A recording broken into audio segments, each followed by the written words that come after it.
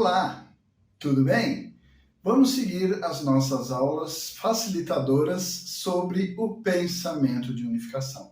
Essa é uma série de aulas facilitadoras que nós já estamos fazendo há um bom tempo aí, né? Temos já uma boa quantidade de aulas, né? E vários capítulos do livro já estudados detalhadamente? Não, né? Então, como sempre faço aí no início de cada aula, qual é a metodologia dessas aulas facilitadoras? Basicamente, a gente tem trazido trechos do livro e aqui trazendo alguns gráficos, exemplificações, fazendo algumas reflexões, procuramos tornar um pouco mais facilitado o seu entendimento e, é claro, não estamos eximindo também a sua responsabilidade de depois pegar o livro, se debruçar sobre ele e estudar cada um dos temas. Então, nós estamos aí já no 6º capítulo, né, estudando sobre ética, já fizemos algumas aulas anteriores, e agora nessa última aula sobre esse capítulo sobre ética, a gente vai fazer também de uma forma bastante sucinta, ok? Porque nessa aula nós vamos estar aí verificando as teorias tradicionais sobre ética,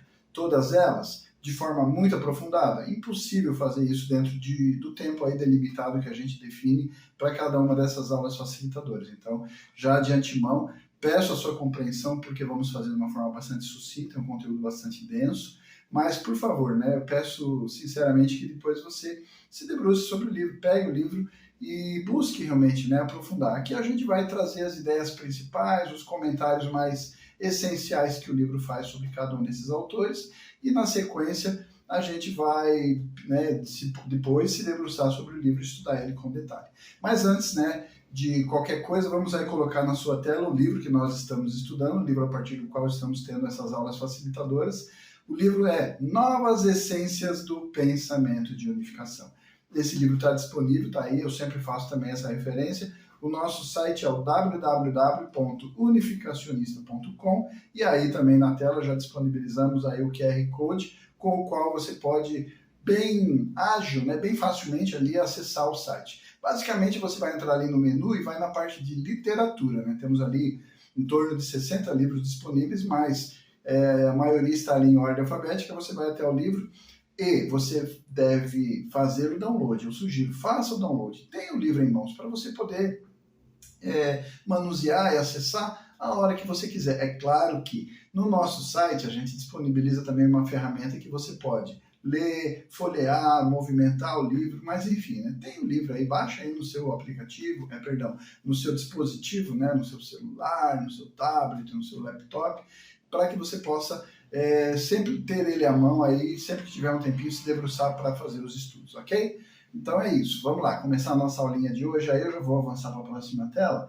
Tá aí, é o 4º ponto, onde nós vamos estar falando sobre uma avaliação sobre as teorias tradicionais da ética a partir da perspectiva do pensamento de unificação.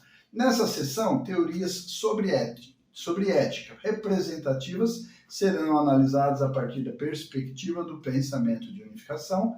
A partir do período moderno, alguns principais aspectos das teorias propostas por Kant e Bentham serão discutidos. E a partir do período contemporâneo, a gente também vai falar aqui brevemente, fazendo alguns destaques das teorias da filosofia analítica e pragmatismo também serão examinados de uma forma sucinta, de uma forma bem, trazendo as ideias centrais, fazendo algumas colocações, algumas exemplificações, mas para que essa aula não fique muito extensa, né? Depois fica o nosso compromisso, tá? Pega o livro e estuda, tá bom? Vamos lá. Seguindo aí, então. Primeiro, nós vamos falar sobre Kant, a teoria da ética de Kant. Então, em sua crítica da razão prática, Immanuel Kant, que nasceu em 1724 e morreu em 1804, afirmou que a verdadeira lei moral não deveria ser um imperativo hipotético, o qual simplesmente nos diz para fazer algo como um meio para alcançar algum propósito. Mas, ao invés, deveria ser um imperativo categórico, que, apontando em frente, nos diz para fazer algo de forma incondicional. Por exemplo, não deveríamos ser honestos meramente como um meio de ser considerado como uma pessoa simpática, mas, ao invés, deveríamos ser honestos, de forma incondicional. O imperativo categórico defendido por Kant é estabelecido pela razão prática e isso dá à nossa vontade um imperativo, uma ordem. A razão prática é chamada por Kant de legislador. A vontade que tem recebido o imperativo da razão prática é uma boa vontade, e uma boa vontade nos impulsiona à ação. Então percebe aí que o Kant tem uma proposição bastante interessante, porque ele não diz que os objetivos de se buscar algum tipo de atitude, e aqui já está dentro do conjunto ética, né, as regras e normativos que regem as relações humanas, falamos bastante sobre isso nas aulas anteriores, por isso é só a título de lembrança, tá? A gente não vai ficar aqui retornando para não ficar muito extensa essa aula, obviamente, tá bom? Então vamos lá. Seguindo aí, o Kant descreveu a lei fundamental da moralidade como segue. Assim, agir ao máximo de sua vontade deveria sempre se colocar ao mesmo tempo como um princípio de doação da lei universal. Ou seja, não viver em função basicamente de ser aceito ou parecer simpático, mas fazer aquilo porque aquilo é importante. Então, essas regras de comportamento que ele está dizendo aí no imperativo categórico, que nós devemos fazer pelo simples fato de fazer e não pela necessidade de aceitação por um grupo, né, é o referencial fundamental desse imperativo categórico defendido por Kant. Máximo aqui se refere a um princípio da prática determinado subjetivamente pela vontade individual de uma pessoa. Deste modo, para Kant, uma ação levada a cabo deve ser de acordo com o princípio subjetivo ou máximo, direcionando para ser aplicado de forma universal. Kant considerava bom aquilo que era verdade universal. Beleza? Isso está muito próximo e afinado com as ideias que até então temos defendido aí dentro da perspectiva do pensamento de unificação. A questão é, o que é a verdade universal para Immanuel Kant? Beleza? É uma reflexão? Fica a dica. Quando você for ao livro, pensa nisso. Lembra do que eu estou falando aqui agora, tá bom? Vamos lá. Kant considerava bom aquilo que era verdade universalmente, sem nenhuma contradição, tal como a lei natural, aquilo que não pode ser considerado verdade universalmente, ele considerava como sendo mal. Kant disse que a lei moral dentro de nós se apresenta como a voz do dever e nos pressiona à ação. Ele afirmou, dever, sublime e poderoso nome que não abrange nada charmoso ou insinuante, mas exige submissão. Mas somente ostenta uma lei que se encontra entrando na mente e, contudo, ganha relutante reverência. Essa é uma exemplificação, uma argumentação de Kant sobre a importância que ele dava ao dever, ao fazer algo pelo simples fato de que é sua obrigação, é seu dever, independente de aceitação pelo grupo e assim por diante. Né? A gente já vai começar a criticar aqui agora? Não, estou só dando ênfase, fiz o grifo, estou dando a ênfase porque mais umas telas adiante a gente vai voltar a isso e aplicar a perspectiva do pensamento de unificação a essa ideia, a esse conceito, beleza? Então a moralidade afirmada por Kant era uma moralidade de dever ou do dever. Kant também afirmou que a fim de que uma boa vontade seja regulada por qualquer coisa, liberdade deve ser postulada. E que enquanto pessoas imperfeitas buscam compreender perfeitamente o bem, a imortalidade da alma deve ser postulada. E que quando uma pessoa busca o bem perfeito ou o bem supremo, a virtude deve estar conectada com a felicidade, e a fim de que a virtude corresponda adequadamente com essa felicidade, a existência de Deus deve ser postulada. Assim, Kant reconheceu a existência da alma e de Deus como postulações da razão prática. Enfim, a gente não vai fazer você doutor sobre a teoria da ética de Immanuel Kant, mas assim, você percebe o raciocínio lógico para ele postular Deus fazendo uma dependência de uma ideia em função da outra. Né? Ficou claro ali? Nesse texto aí que a gente colocou, é basicamente essa postulação. A gente vai já começar a criticar? Não, mas a questão aí é você observar que ele está dando condicionamentos, né? De que essa verdade suprema vai permitir que você tenha felicidade e que essa felicidade demanda por consequência inexorável a existência de Deus. Né? Por isso que ele defende e postula a existência de Deus. Com argumentos bastante fundamentados e com bastante detalhamento, estou fazendo já alguns questionamentos. A gente mais adiante, na perspectiva do pensamento de unificação, vai voltar a isso, tá bom? Beleza? Vamos seguir aí. Então, uma avaliação agora a partir do pensamento da unificação, a partir dessa perspectiva, né, sobre essa visão de ética bem resumida que a gente está trazendo aqui de Immanuel Kant. Kant distinguia a razão pura da razão prática.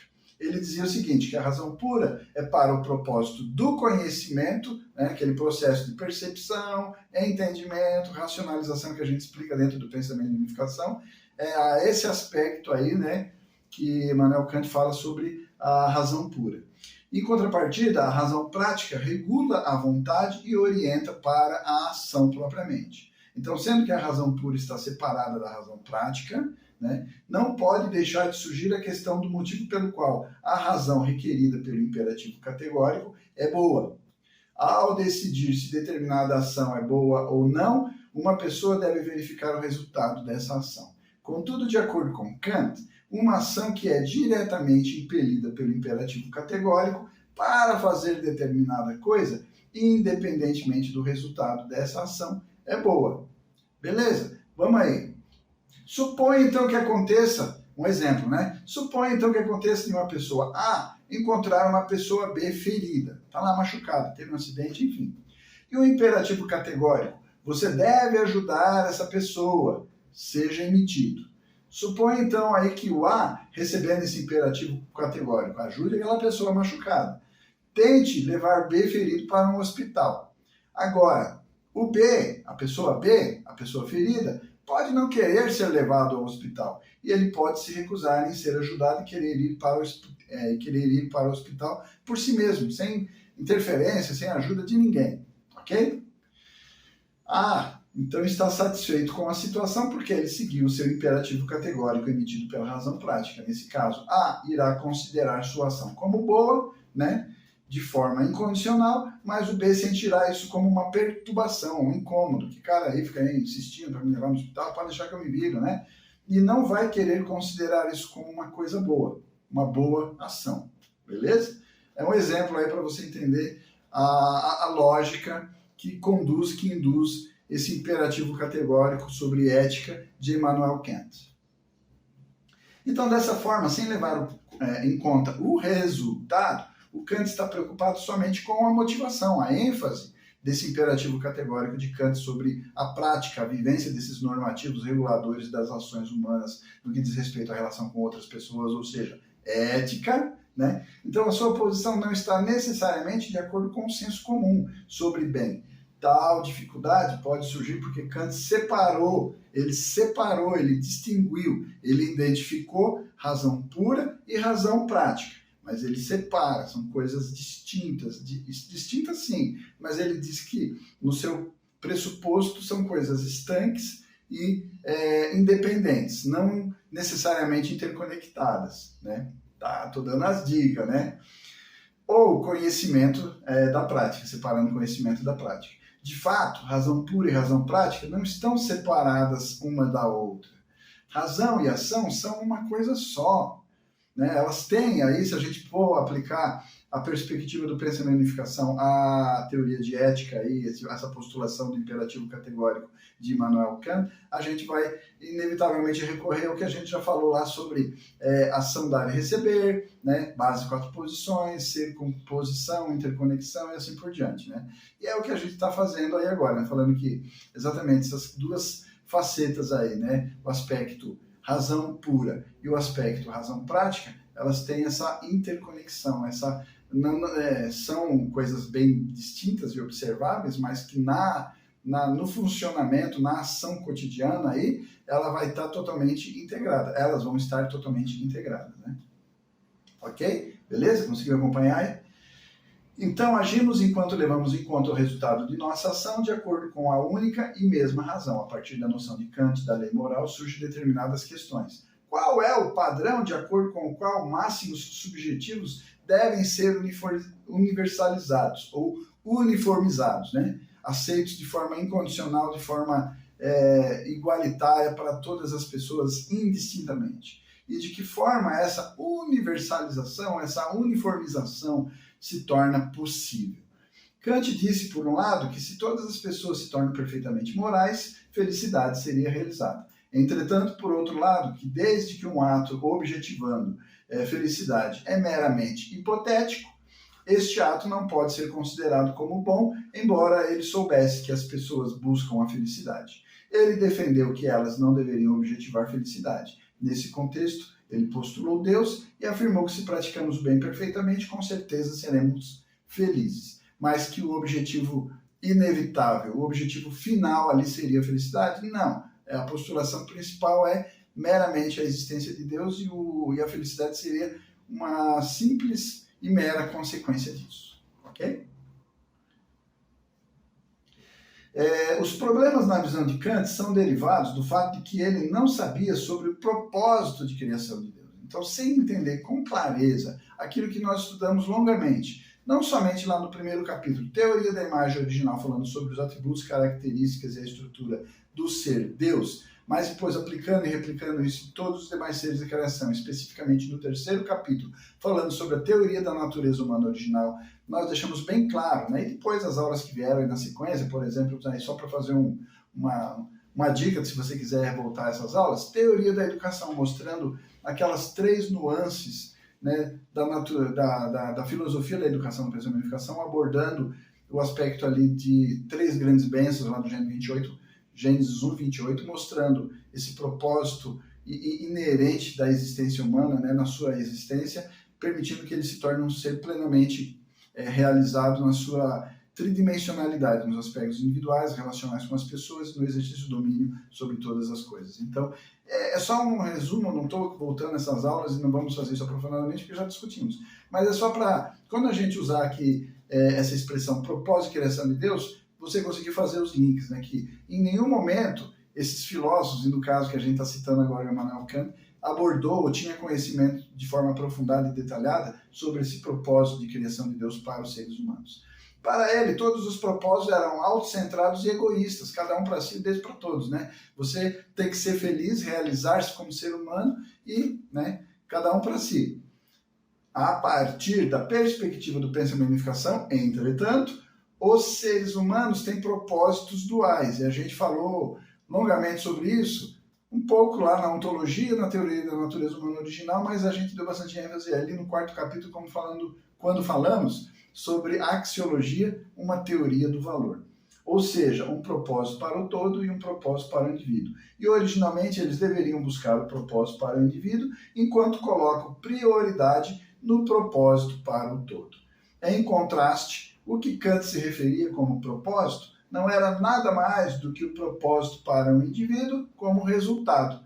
Ele denegriu todo tipo de propósito e sua lei moral se tornou uma lei com um critério ambíguo. Percebe?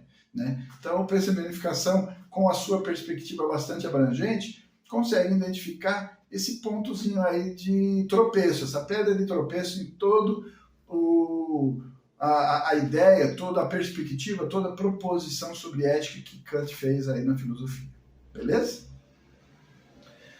Além disso, Kant também afirmou que a fim de que a lei moral seja estabelecida, a imortalidade da alma e a existência de Deus devem ser postuladas, como a gente mencionou numa tela anterior. Por outro lado, na sua crítica da razão pura, Kant excluiu Deus e a alma, dizendo que é impossível entendê-las, sendo que elas carecem de qualquer tipo de senso comum. Ou seja, né, postulou, não argumentou, empobreceu a ideia e aí teve que sair pela tangente, né? Mas, modesta à parte, o pensamento de unificação tem aí essa explicação muito detalhada, né? As aulas que a gente fez aí sobre teoria da imagem original, creio eu, que tenham sido bastante esclarecedoras, né? São facilitadoras, eu sempre cito, volta para o livro, mas enfim, né? A ideia é dar um caminho, mostrar o norte, apontar e dar as dicas, né? Para que você, ao manusear o livro, consiga realmente, de forma mais confortável e facilitada, ter um entendimento bastante profundo, tentando quase chegar ali no nível do que o livro conduz mesmo, né? Com a profundidade que o livro conduz, né?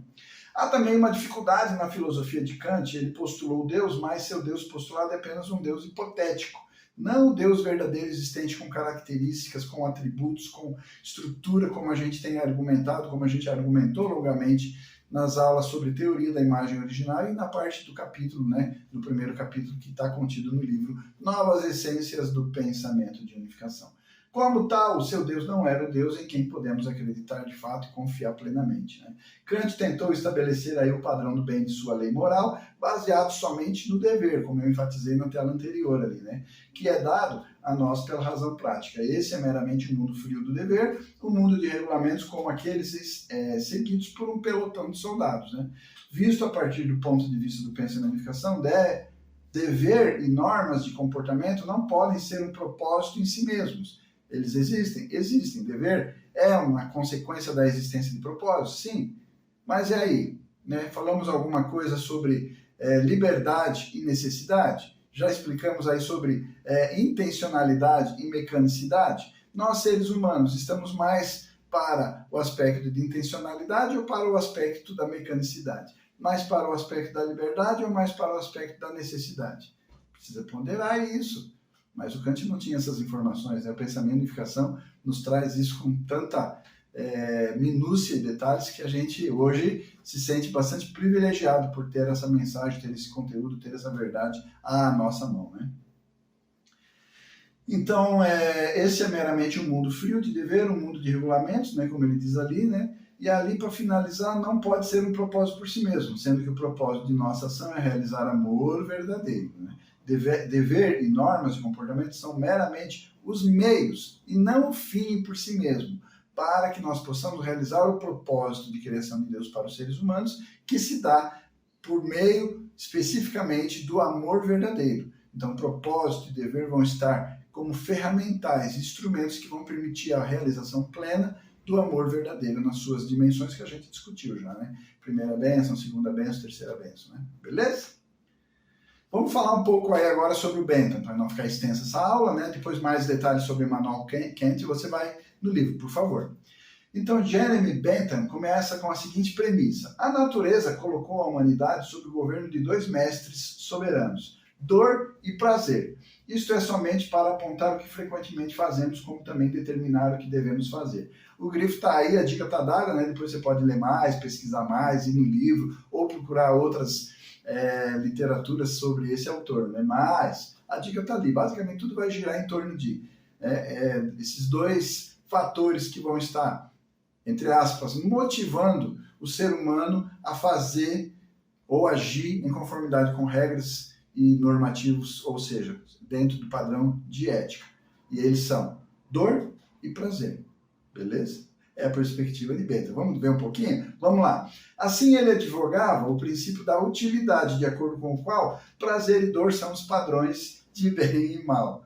Bentham calculava prazer e dor quantitativamente, considerando como bom qualquer ato que traz o maior prazer, ou consequentemente no sentido oposto a menor dor, e o inverso é verdadeiro, né? Advogando assim a maior felicidade para o maior número de pessoas, como princípio orientador de sua filosofia moral. Quanto a que traz prazer ou dor para as pessoas, ele afirmou que há 4 fontes distintas a partir das quais prazer e dor fluem. Basicamente as questões físicas, políticas, morais e religiosas. São os aspectos aí que vão poder imprimir a cada pessoa, ou por um lado prazer, né? Ou por outro lado dor. Beleza? Tá percebendo aí aonde mais no futuro essas ideias acabaram desembocando, onde elas acabaram resultando, né? São algumas dicas. Vou aprofundar isso aqui agora? Não, essa aula é para ser bem resumidinha, tá? Estou trazendo e dando as dicas, facilitando, dando os pulos do gato, as dicas aí, né? Para a prova do vestibular, para você depois, quando pegar livro e outras literaturas, perceber o nexo e a dependência que os autores do futuro vão ter sobre algumas ideias lançadas aí pelo Bentham. Mas enfim, vamos lá. Então, entre estas, ele considerava a fonte física como a mais fundamental, ou a característica, ou o fator mais fundamental para imprimir esses dois fatores que influenciam aí, né, na felicidade ou sofrimento, que é dor e prazer. Ele considerava, desejava que tantas pessoas quanto possível obtenham porções de riqueza de uma maneira equitativa. Beleza? Já percebe onde vai dar isso, né? Ao contrário de Kant, que argumentava que o bem puro não é determinado pelo propósito ou interesses materiais, Bentham afirmava que a conduta humana somente pode ser considerada boa quando realiza a maior felicidade para as pessoas. Assim, ele argumentava que felicidade material deve ser perseguida diretamente. A Revolução Industrial da Inglaterra serviu como pano de fundo para esse pensamento, para essa lógica, para esse raciocínio do Bentham. Owen, um reformador socialista, incorporou em seu pensamento a crença de Bentham na maior felicidade para o maior número.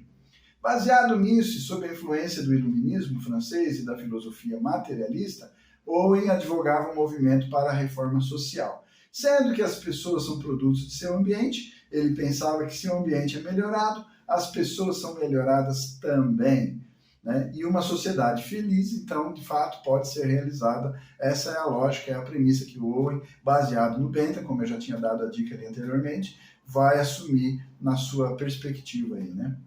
A fim de realizar esse ideal, Owen se mudou para os Estados Unidos e construiu uma sociedade de cooperativas Nova Harmonia em Indiana.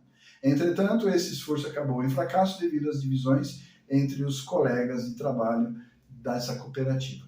Então, utilitaristas, influenciados por esse movimento social desencadeado por Owen, se engajaram em várias atividades para a reforma social. Eles promoveram movimentos para a reforma da legislação eleitoral, a reforma das leis sobre os pobres, a simplificação dos processos judiciais, a abolição de normas da cultura, a liberação dos escravos nas colônias e a expansão do sufrágio, a reforma das condições de vida dos trabalhadores e muitos outros. Aí a gente está trazendo aí as mais importantes, as mais proeminentes que depois desencadearam todos esses processos que a gente observa, né, através do estudo da história. E assim contribuíram significativamente, né, para o ímpeto de encontrar soluções para os problemas na sociedade capitalista. Vamos analisar, né? Não vamos aprofundar muito, trouxemos aí algumas ideias principais. Agora, a análise, a perspectiva do pensamento de unificação vai permitir que a gente explore um pouco melhor essas ideias, essas premissas fundamentais, tanto aí do Bentham como as contribuições na sequência do Owen. Então, ao contrário de Kant, que advogava o bem como dever, Bentham afirmava que uma boa ação é algo que conduz à felicidade. A esse respeito, a visão de Bentham está um pouco mais próxima, está um pouco mais alinhada, está um pouco mais de acordo com aquilo que a gente propõe no pensamento de unificação. 100%? Claro que não, vamos fazer aí a análise.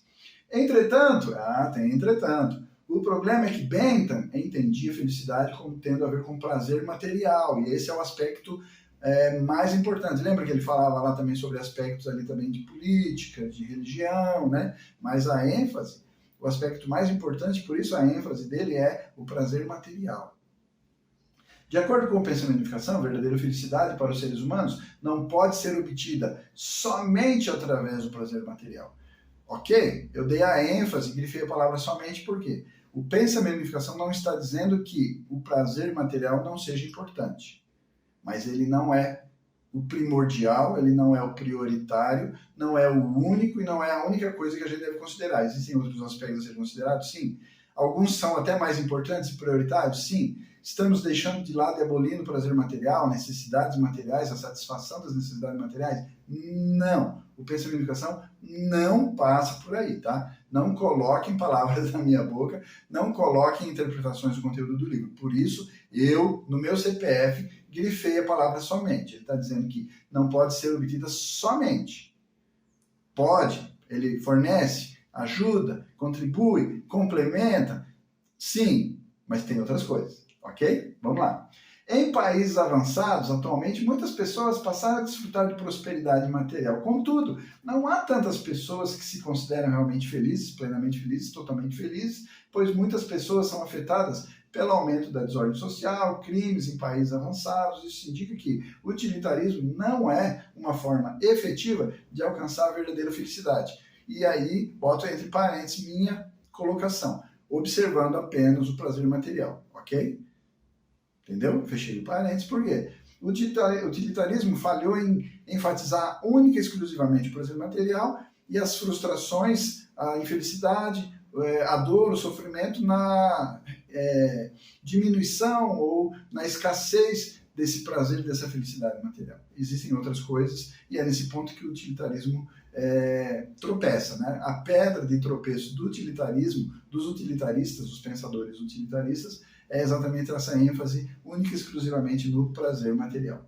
A partir do ponto de vista do pensamento de unificação, o pensamento de Bentham foi proposto para o propósito de restaurar o ambiente. Então, ok, é importante, a gente precisa ver esses aspectos? Precisa. Ok, então é totalmente descartável e a gente vai desconsiderar e jogar isso no ostracismo? Não, não é esse o objetivo. Nós só precisamos botar na balança e dar os pesos para cada coisa, tá ok? Então é isso, não estamos desprezando e abandonando, vamos jogar todo o pensamento de Bentham no lixo. Não, não é isso não. Né? Não coloque de novo palavras na minha boca ou interpretações ao conteúdo do pensamento de unificação, ok? A fim de realizar então a sociedade ideal, os seres humanos devem ser restaurados, ao mesmo tempo um ambiente adequado deve ser preparado. Então, além de restaurar ou preparar esse ambiente adequado, nós também precisamos tratar aí, ó, o ser humano. O ser humano tá top, tá lá 100%, será? Ou a gente precisa fazer alguma manutenção aí, dar uma mexidinha nesse equipamento também? Precisa, né? Então, percebe o ponto de tropeço, a pedra de tropeço aí do raciocínio utilitarista? Vamos lá. Assim, a partir do ponto de vista providencial, pode-se dizer que essas filosofias, como o utilitarismo de Bentham, se tornam necessárias quando se aproxima o segundo advento de Cristo, e o Kant, em contraste com Bentham, pode-se dizer que advogou uma filosofia para o propósito de restaurar os seres humanos. Então, basicamente, se a gente analisasse aí num comparativo entre o que a gente falou ali agora há pouco sobre Immanuel Kant e agora sobre Jeremy Bentham, a gente percebe aí que cada um focou num aspecto, né? Só que colocou aquilo como todo, né? E não, é um aspecto. Um falou sobre as questões humanas e o outro falou ali sobre as questões materiais, né? O prazer material, etc. Né? A gente pode somar os dois, talvez melhoraria bastante. É o que a gente faz com o pensamento de unificação, né? A gente sempre procura dar essa visão aí mais abrangente, essa visão mais global aí, né? Sobre os aspectos. Beleza? Vamos lá. Como indicado, o utilitarismo era insuficiente, incapaz de realizar a felicidade da humanidade. O comunismo, que apareceu mais tarde, era, como utilitarismo, um pensamento para o propósito também de restaurar o ambiente. Entretanto, o comunismo se moveu na direção errada ao advogar a revolução violenta.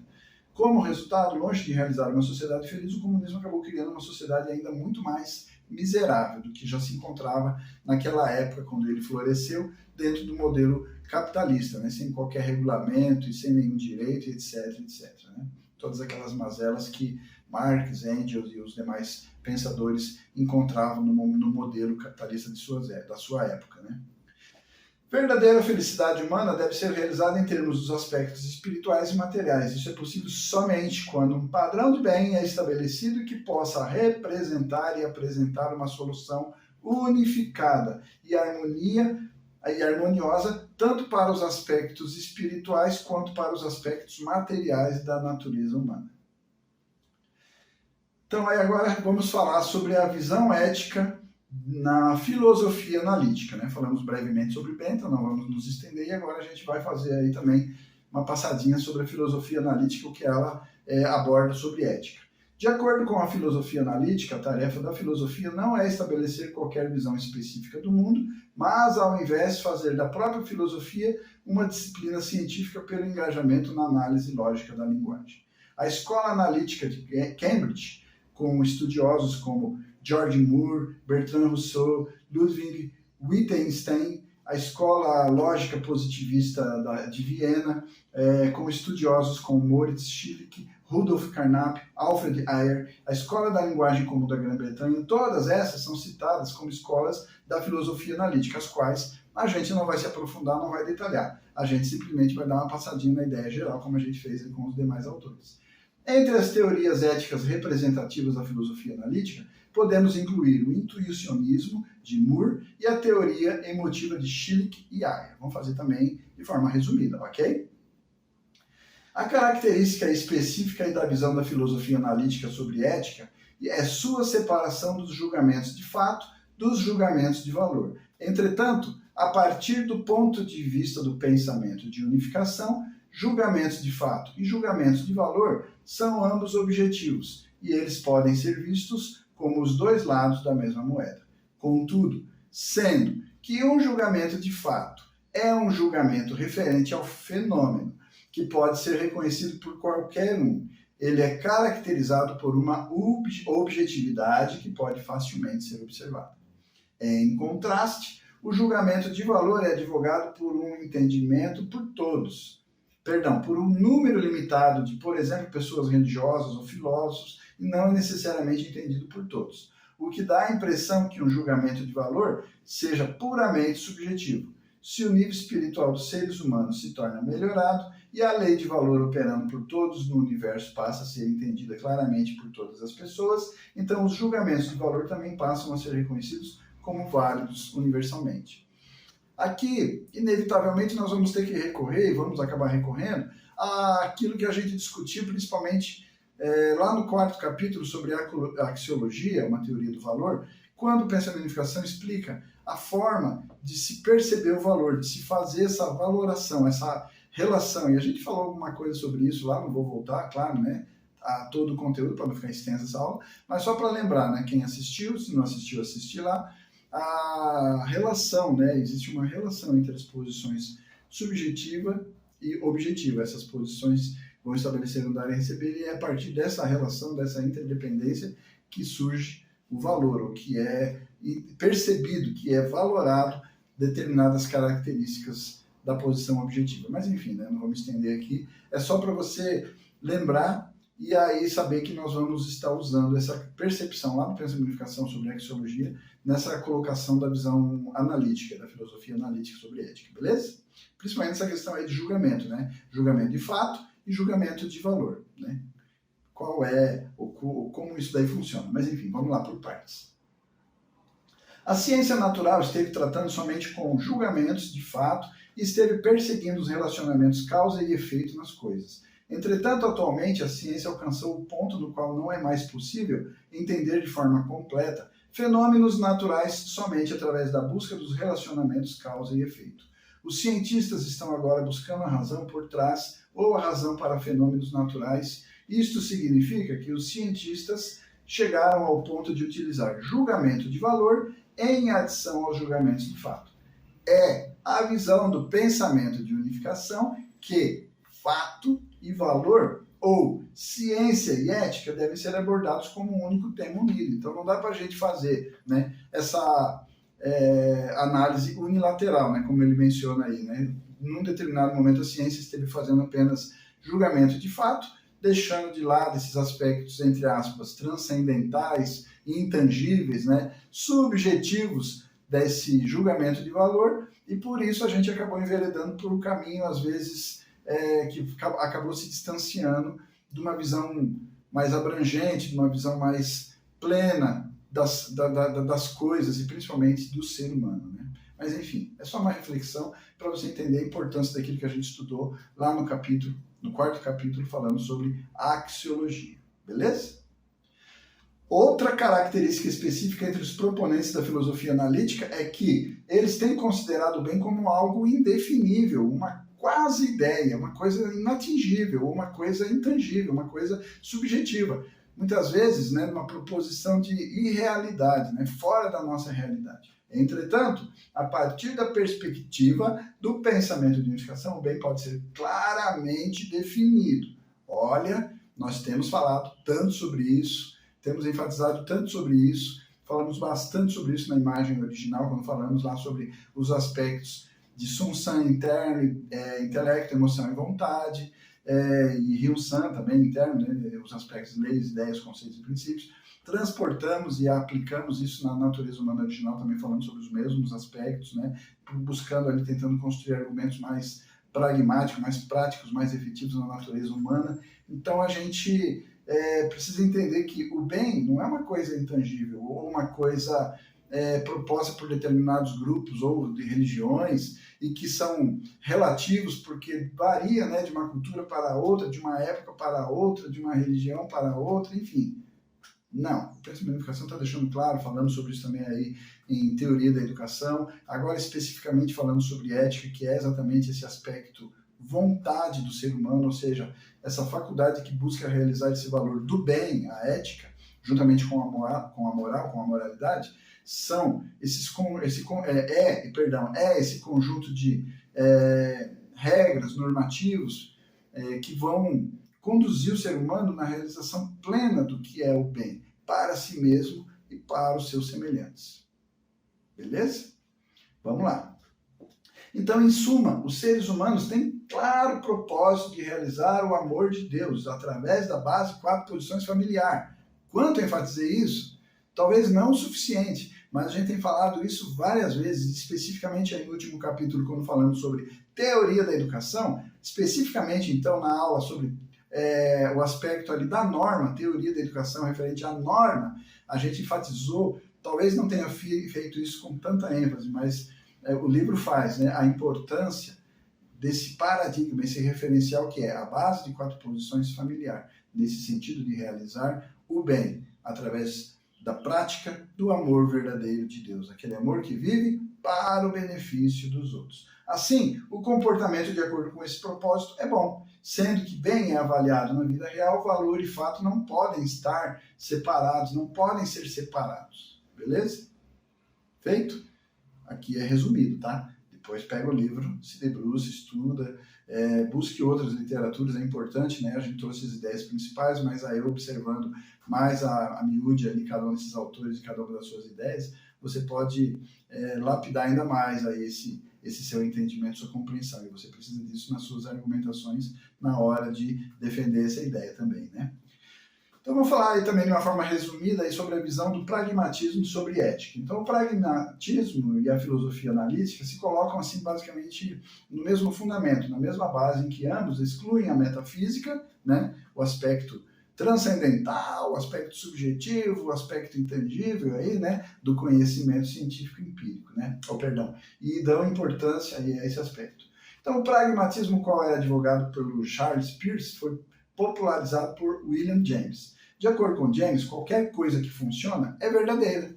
Suponha, por exemplo, que alguém vem até a sua casa e bate na porta, e você assume que deve ser o seu amigo João, né? Somente quando você abre a porta e descobre que é, de fato, o João, o seu pensamento pode ser considerado como verdadeiro, né? Então, aí essa visão empírica ou pragmática aí, né, da filosofia aí que o James defende, né?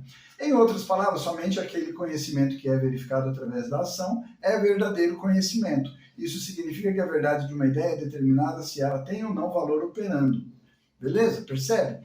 Que essa ideia influenciou demais aí o materialismo, porque só aquilo que eu posso comprovar empiricamente, né? Não hipoteticamente, não numa mera suposição, mas somente na comprovação empírica, é verdade a partir da ideia do pragmatismo. O James disse: a verdade de uma ideia não é uma propriedade estagnada inerente nela, ela se torna verdade e é feita verdade através dos eventos. Sua verdade é de fato um evento, um processo, o processo de seu auto-verificar, é verificação. Sua validade é o processo de sua validação. Essas premissas desencadearam ideias e que foram se sedimentando aí, basicamente muitos pensadores até hoje bebem aí nessa fonte, né?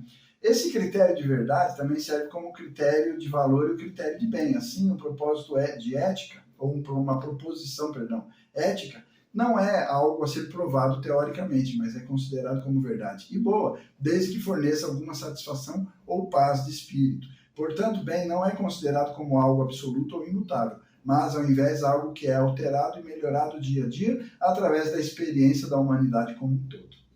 O filósofo que aperfeiçoou o pragmatismo foi John Dewey, e a gente já falou alguma coisa sobre isso lá na Teoria da Educação, tá? Então você já deve estar familiarizado com esse autor.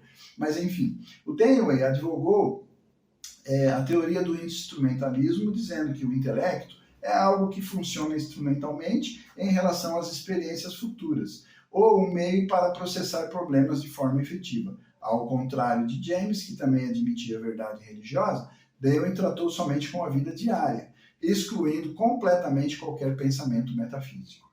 A forma do pensamento de Dewey deriva de uma visão dos seres humanos como seres vivos, isto é, seres orgânicos. Um ser vivo está em constante relacionamento mútuo com o seu ambiente. Quando um ser vivo entra numa condição instável, ele busca se libertar dessa condição e retornar para o estado de estabilidade.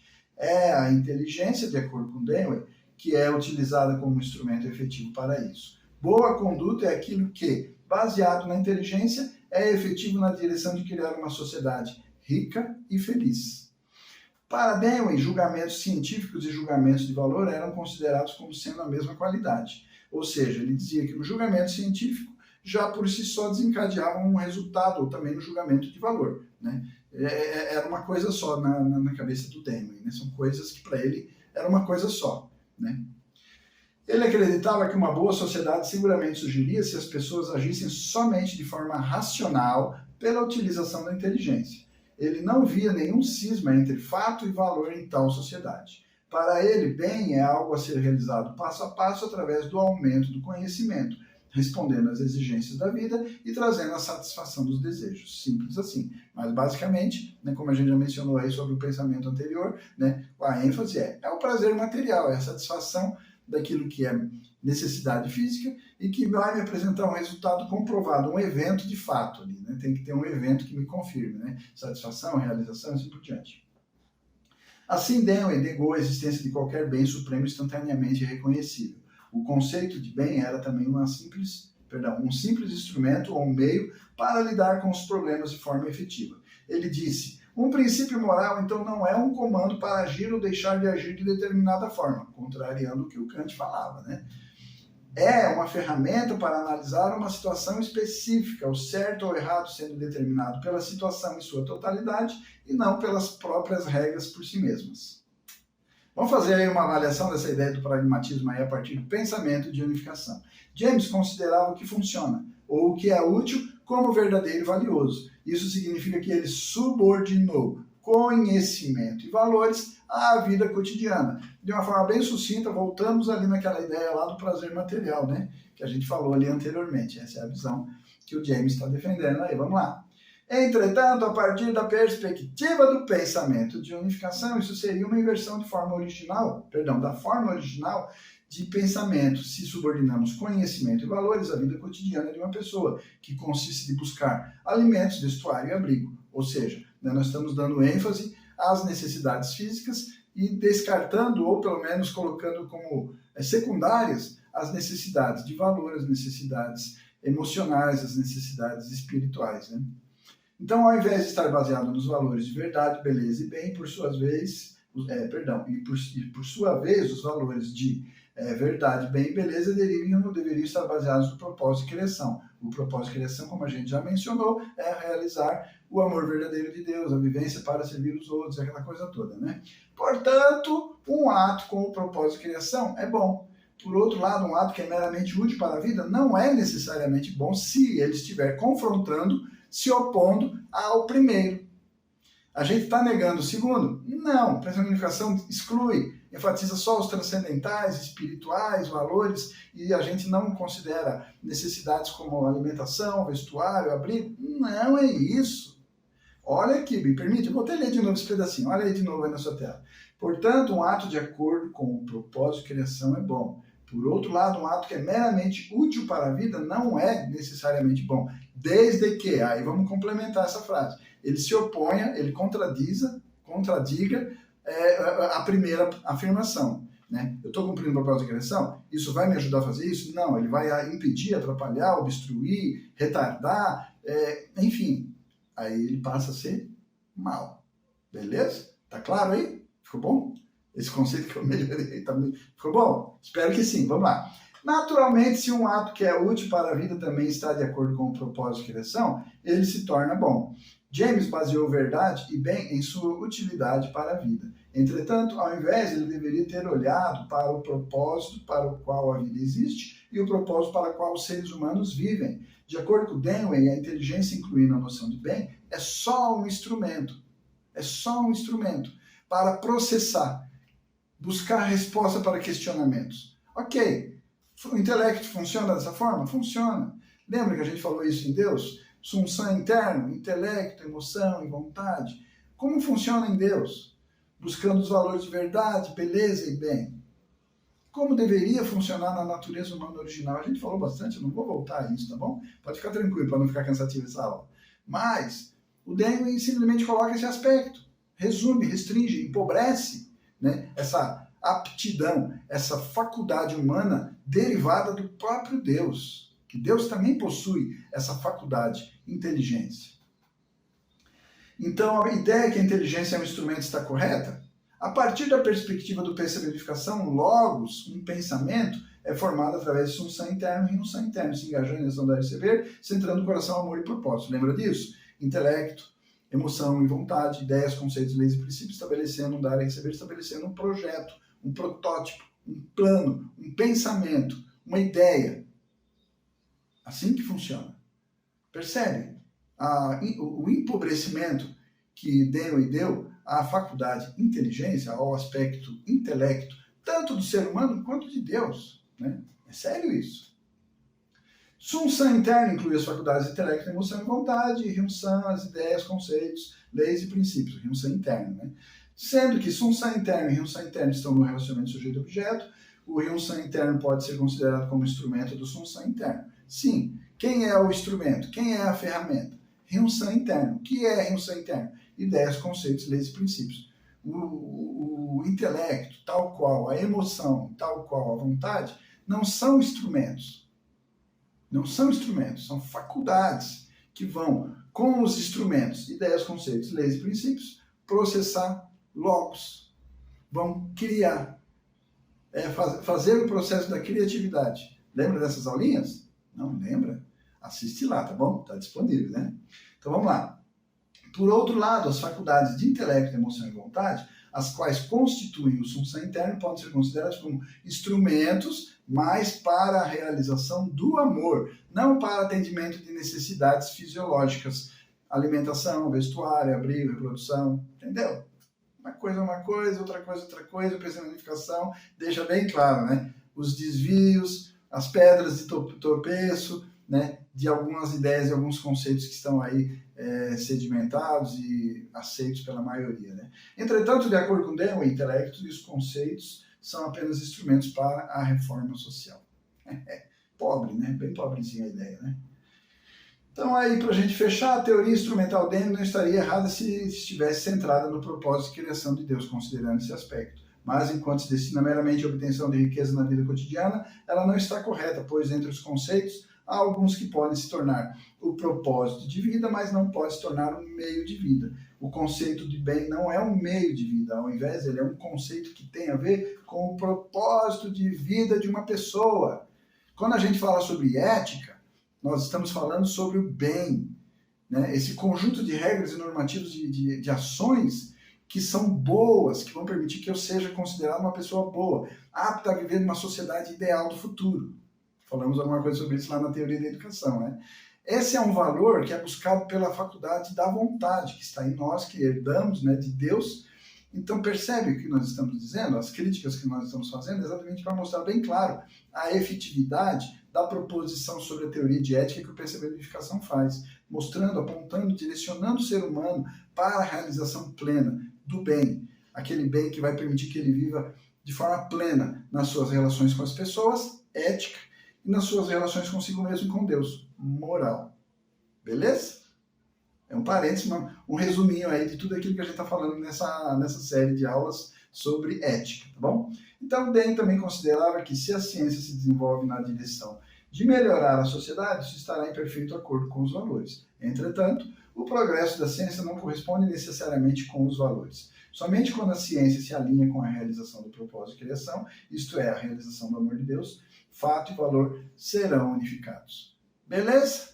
Então era isso, de uma forma bastante sucinta, né? Sem me estender muito, mas já deixando aí a intimação para que depois você pegue o livro Novas Essências do Pensamento e Unificação e aborde, estude, se debruce sobre essa parte aí. E se quiser também, né, melhorar sua argumentação, se você for dessa área da filosofia, busque nos autores, né, melhore isso, e até em outros autores que a gente não menciona, mas que são importantes e que agora, creio eu, com essa aula e com o estudo do livro, você vai se sentir bastante confortável e apto para fazer essas análises e reflexões por si mesmo, tá bom? Então é isso. Vamos aí já fazer o nosso compromisso? Então nós estamos encerrando aí esse capítulo sobre ética, né? E aí na próxima aula a gente já vai começar o capítulo sobre teoria da arte. Mas aí, né, nós vamos fazer daquele jeito que a gente tem feito aí. O livro usa essa metodologia. A gente pega lá, fazemos algumas proposições, construímos um cenário, trazemos as ideias aí a partir de tudo aquilo que a gente conceituou aí, e depois, por fim, né, mostramos qual é a visão do pensamento de unificação sobre arte, à luz, né, do que a gente estudou em Deus e na natureza humana original. E aí até podemos também, né, o livro vai fazer isso também, fazer algumas análises e reflexões sobre as teorias tradicionais. Mas isso é uma sinopse, né, dessa série que nós vamos começar na próxima aula. Feito o nosso compromisso? Beleza, te vejo então na próxima aula, Teoria da Arte, tá bom? E aí eu vou te pedir, né, aquela curtida no vídeo, deixa uma curtida aí, um comentário, compartilha aí com seus amigos, e aí seguimos o nosso estudo. Agradeço, nos vemos lá. Até mais. Tchau, tchau.